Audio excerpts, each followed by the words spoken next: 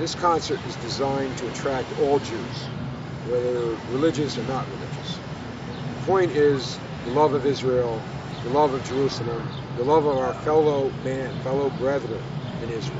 That's what this concert is all about. We have many people who are not religious who attend these concerts.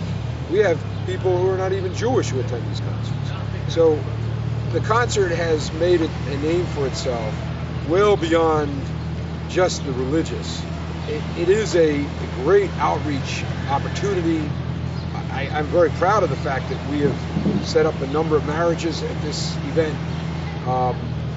There are a number of positive aspects to the concert beyond saving Jerusalem, saving the Jewish people, and saving the land of Israel. In point of fact, we're saving Jews around the world, and I don't know how many Jews became religious because of this event, but I guarantee you a number have. And I'm sure they see how we interact with, whether it's rock and roll, music from Israel, or if it's Hasidic music from Israel, or Sephardic music from Israel. Everyone's involved, and music tends to tie people together. And I believe we've done that. Come to common denominator. And this event is probably outside of Israel the largest event of this such size that occurs in probably. How many people do you think you had here today? Well, we had clearly over 10,000 people. If you get the estimates from the police, it's going to be 7,000. But my estimates are always higher because I see people coming and going. The police estimated today 7,000. Just to give you some reflection of how our concert did, they had a concert on Friday night of Duran Duran, which was not, of course, a Jewish concert. They only had 2,600 people. So this 7,000, if you use those numbers, shows you that we brought out at least twice the number.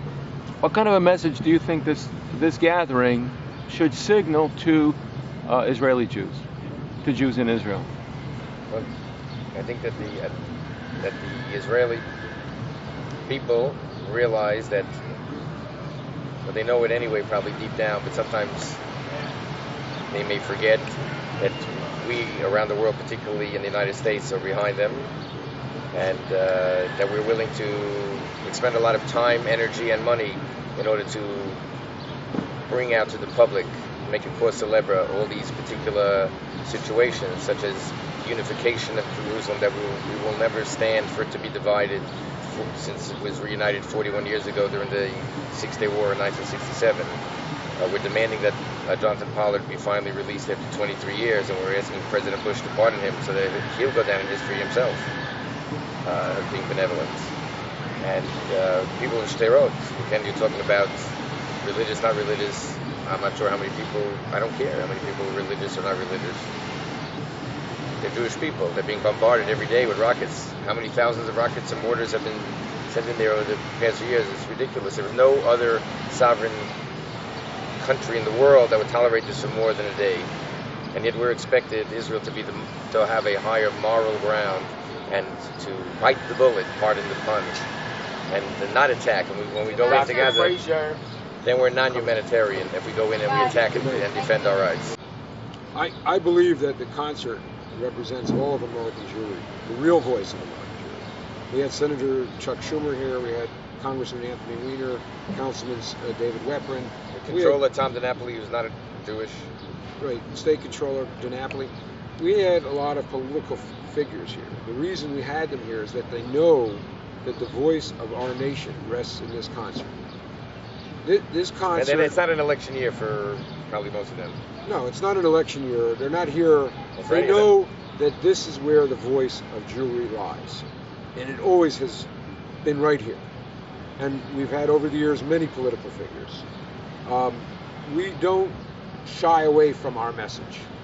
We say what our message is out there. It is clearly spelled out. No question we want Jonathan Pollard released. No question we want the bombing in Sderot to stop.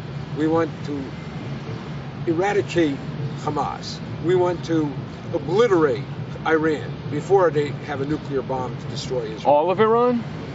To obliterate its nuclear reactor. Excuse me.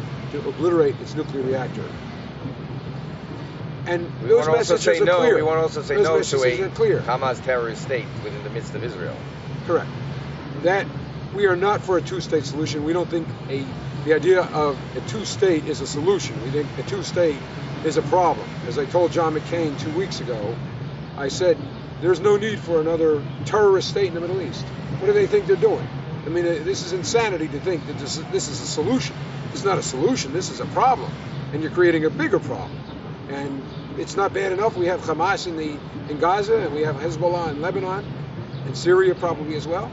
It's not bad enough? The problem is that the presidents of the United States seem to think that we have to placate the Arabs, which that's the way they're acting based on that. The other Arab states are trying to get the moderate Arabs to play along. But meanwhile, the moderate Arabs really don't play along. They play along as if they play along. It's a play within a play. In conclusion, in summary, the fact that we had thousands upon thousands of Jews in a public domain, Central Park, with clearly spelled out ideologies in all of our advertisements, which full page in the Jerusalem Post, full page in the Sun, full page in all the newspapers, with clearly spelled out ideologies. These people registered their vote loud and clear. They didn't shy away from coming here today. They came out, because American Jewry lies right here. That's what the voice of American Jewry is saying. No to a PLO state, or a PLO Hamas state. No to the mullahs of Iran. You're not going to get anywhere. We're going to take care of you. And of course, the release of Jonathan Pollard. We want to obviously keep Jerusalem united. No division whatsoever. Never even talk of a division of Jerusalem.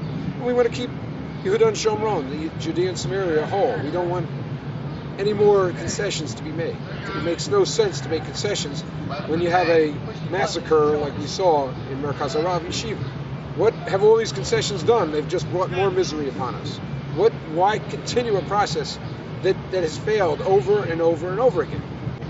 And in the poster depicting and advertising the concert, we also, as in every year, because we really feel this way, we always want to express appreciation to the armed forces of the United States around the world, checking tyranny and trying to stop terrorism from spreading, and of course, Israel's Defense Forces, Tzahal, Tzva Haganah Israel.